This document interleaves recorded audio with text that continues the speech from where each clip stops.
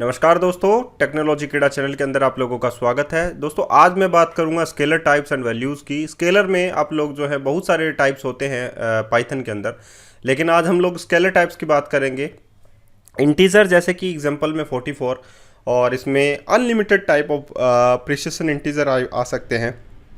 Floating जैसे 4.4 value है, 64 bit floating point number इसमें आ सकते हैं। इसमें नन टाइप भी स्केलर में आता है, जिसमें हम लोग नल ऑब्जेक्ट की जो वैल्यू है वो डाल सकते हैं। और एक लास्ट आता है बूलियन, जो कि हम लोग ट्रू एंड फॉल्स वैल्यू जो है वो चेक करते हैं। बूलियन लॉजिकल वैल्यूज़, अगर दो वैल्यू आपस में इक्वल होती हैं तो उसमें ट्रू एंड फॉल्स जो है वो रिटर्न करता है। तो ये स्केलर टाइप्स हैं। स्केलर टाइप, और इनमें हम लोग जो लिटरल वैल्यूज़ हम लोग इंसर्ट करके आप लोगों को अभी दिखाएंगे, तो ये जो है कहाँ काम आते हैं। इंटीजर आप लोगों को पता है कि जिसमें हम लोग सिर्फ नंबर विदाउट एनी जो फ्रैक्शनल पॉइंट नंबर होते हैं, फ्लोटिंग पॉइंट नंबर होते हैं, पॉइंट्स में जो नंबर नहीं होते हैं वो इंटीजर होते हैं, और पॉइंट्स में जो नंबर होते हैं वो फ्लोट होते हैं।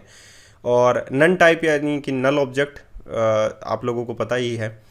तो चलिए हम लोग सबसे पहले जो स्टार्ट करते हैं वो स्टार्ट करते हैं इंटीजर से। इंटीजर में कंस्ट्रक्टर भी इंटीजर का शामिल किया जाता है पाइथन के अंदर। इंटीजर का मतलब होता है unlimited precision signed integer. Unlimited precision signed integer मतलब अनलिमिटेड जो नंबर्स हैं, साइंड नंबर इंटीजर जो है वो आप लोग इसमें इस्तेमाल में ले सकते हैं पाइथन के अंदर। 2 हो गया, 4 हो गया, अनलिमिटेड नंबर्स, ठीक है। अब इसको हम लोग एक एग्जांपल से देख लेते हैं कि पाइथन में हम लोग कैसे स्टार्ट करें। इंटीजर वैल्यूज़ को चेक कर रहे हैं कि इंटीजर में जो डिफ़ॉल्ट वैल्यूज़ होती है वो होती है डेसिमल टाइप की, बाइनरी टाइप की भी होती है, ऑक्टल टाइप की भी होती है, और हेक्साडेसिमल टाइप की भी होती है। तो सबसे पहले हम लोग देख लेते हैं डेसिमल टाइप की। अगर हम लोग नॉर्मल में 10 लिखते हैं तो वो डेसिमल कंसीडर किया जाता है, आउटपुट में आप लोगों को 10 ही मिलता है। अगर आप लोग 0B लिखते हैं, 0B10 लिखते हैं, तो वो बाइनरी में कंसीडर होता है। 10 यानी कि बाइनरी का 2 होता है, और 0O10 लिखते हैं तो वो ऑक्टल का 8 होता है। और अगर हम लोग 0x10 लिखते हैं तो वो हेक्साडेसिमल का 16 जो है वो नंबर काउंट होता है। ये चारों ही आप आपस में एक प्रकार के इंटीजर वैल्यूज़ हैं। इंटीजर में कंस्ट्रक्टर भी आप लोगों के पास इंट का कंस्ट्रक्टर आता है, जो रिटर्न करता है आप लोगों की विदाउट फ्रैक्शनल पॉइंट नंबर्स, यानी कि 3.6 लिखेंगे तो 3 लिखेगा। अगर हम लोग स्ट्रिंग में भी कुछ नंबर्स लिखेंगे तो वो एज इट इज़ इंटीजर में कन्वर्ट करके उसको दे देगा। तो ये कन्वर्जन है एक तरीके का। तो अगर हम लोग फ्लोटिंग पॉइंट नंबर्स को अगर इंटीजर में कन्वर्ट करना चाहते हैं तो यहाँ पर कंस्ट्रक्टर का इस्तेमाल कर सकते हैं। यहाँ पर बेस वैल्यू भी हम लोग लिख सकते हैं, जैसे कि बेस 4 की जो वैल्यू है वो आप लोगों को इंटीजर में क्या दिखाई देगी। अब बात आते हैं फ्लोट की नंबर की। IEEE 754 डबल प्रिसिशन जो है वो 64 बिट का लिया जाता है। 53 बिट्स ऑफ बाइनरी प्रिसिशन इसमें लिए जाते हैं। 15 to 16 bits of decimal precision जो है वो फ्लोट में काउंट की जाती हैं। तो फ्लोटिंग पॉइंट जो नंबर्स हैं उसका भी हम लोग एक एग्जांपल जो है वो पाइथन के अंदर देख लेते हैं।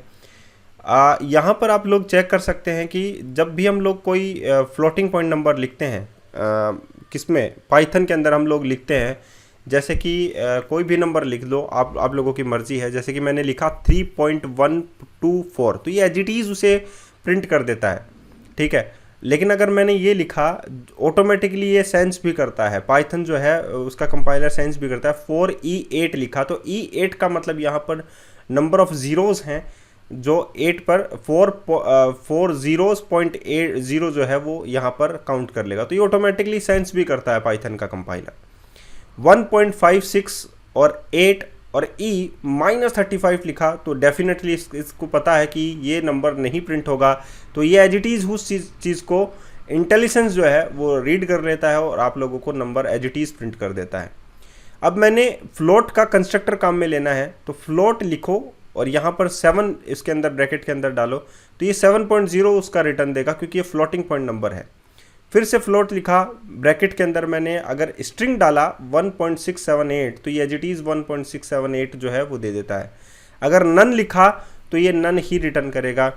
अगर मैंने कुछ और नंबर लिखा तो यहाँ पर आप लोगों के पास जैसे कि INNTH लिखा तो एरर भी आ सकता है, क्योंकि ये नंबर नहीं है जो कि रिटर्न करेगा, ठीक है। तो यहाँ पर देखिए ये could not convert string to float, ये स्ट्रिंग को फ्लोट में कन्वर्ट नहीं कर पाया, इसीलिए INTH कोई प्रकार का नंबर नहीं है। INF ये नंबर है, ये स्ट्रिंग वैल्यू है, फ्लोटिंग पॉइंट नंबर, तो ये एज इट इज़ उस चीज़ को INF को प्रिंट भी कर देगा।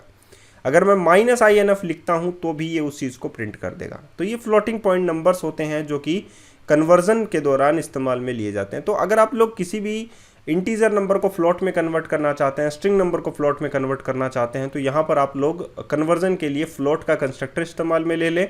इंटीजर को कन्वर्ट करना चाहते हैं तो इंटीजर का कंस्ट्रक्टर आप लोग इस्तेमाल में ले सकते हैं। इतनी बात आप लोगों को समझ में आ गई। अगर मैं 3.0 + 1 लिखता हूँ तो ये 4.0 रिटर्न करेगा। क्यों रिटर्न करेगा? क्योंकि यहाँ पर मैक्सिमम जो नंबर है वो फ्लोटिंग पॉइंट के होते हैं, लार्जेस्ट वैल्यू जो है वो फ्लोट की होती है, इंटीजर की नहीं होती है, इसीलिए 4.0 रिटर्न करेगा। इतनी बात समझ में आ गई। अब हम लोग लेते हैं नेक्स्ट यानी कि नन टाइप को। नन टाइप क्या होते हैं? नन जो वैल्यू है, none the sole value of none type या नलेबल टाइप भी हम, नल टाइप भी हम लोग बोल सकते हैं, often use to represent the absence of value not display by the REPL. REPL जो है वो मैंने आप लोगों को बता दिया है, रीड, इवेलुएट, प्रिंट और लूप। ये जो है note displayed bye the repel के द्वारा डिस्प्ले नहीं किए जाते हैं, ठीक है। और नन जो है वो उसको कोई भी जो है पाइथन का कंपाइलर रीड नहीं करेगा, एज इट इज़ आप लोगों को कंपाइलर जो है वो एज इट इज़ दे देगा। लेकिन अगर आप लोग किसी भी वेरिएबल के अंदर एक लिटरल वैल्यू नन डाल रहे हैं, जैसे कि मैंने यह डाला a = नन, तो अगर मैं यहाँ पर देखता हूँ कि a की वैल्यू नन है या नहीं है तो मैं उसे चेक कर लेता हूँ। a is none, yes a is none, ये तो रिटर्न करेगा आप लोगों का ट्रू, क्योंकि a के अंदर ऑलरेडी नन वैल्यू जो है वो इंसर्ट की गई है। तो यहाँ पर स्केलर टाइप आप लोग समझ में आ गए होंगे, इंटीजर है, फ्लोट है, नन टाइप है, बूलियन टाइप है। अब हम लोग जो कंसिडर करते हैं वो बूलियन टाइप को कंसिडर करेंगे, ठीक है। बूलियन में ट्रू एंड फॉल्स होते हैं, आप लोगों को पता है। बूलियन में अगर हम लोग 0 डालेंगे तो फॉल्स रिटर्न करेगा, एम्प्टी स्ट्रिंग डालेंगे तो 0 फॉल्स रिटर्न करेगा, एम्प्टी कलेक्शन डालेंगे तो भी ये 0 रिटर्न करेगा। ध्यान रखिए, देखिए एम्प्टी स्ट्रिंग डाला, फॉल्स रिटर्न किया, एम्प्टी कलेक्शन यानी एरे टाइप डाला, फॉल्स रिटर्न किया। अगर हम लोग कोई भी स्ट्रिंग के अंदर स्ट्रिंग डाल देंगे और उसमें हम लोग एम्प्टी स्ट्रिंग नहीं डालते हैं, कुछ फील्ड स्ट्रिंग डालते हैं, जैसे मैंने फॉल्स ही स्ट्रिंग के अंदर डाल दिया, तो भी ये ट्रू रिटर्न करेगा। ध्यान रखिएगा, एम्प्टी का मतलब जो है वो फॉल्स होता है, 0 का मतलब फॉल्स होता है, एम्प्टी कलेक्शन का मतलब फॉल्स होता है, बाकी रिमेनिंग जितने भी हैं उनके सभी के मतलब आप लोगों के, जैसे कि मैंने फिल कर दिया है कलेक्शन को 1,5,6 के साथ, तो ट्रू रिटर्न किया।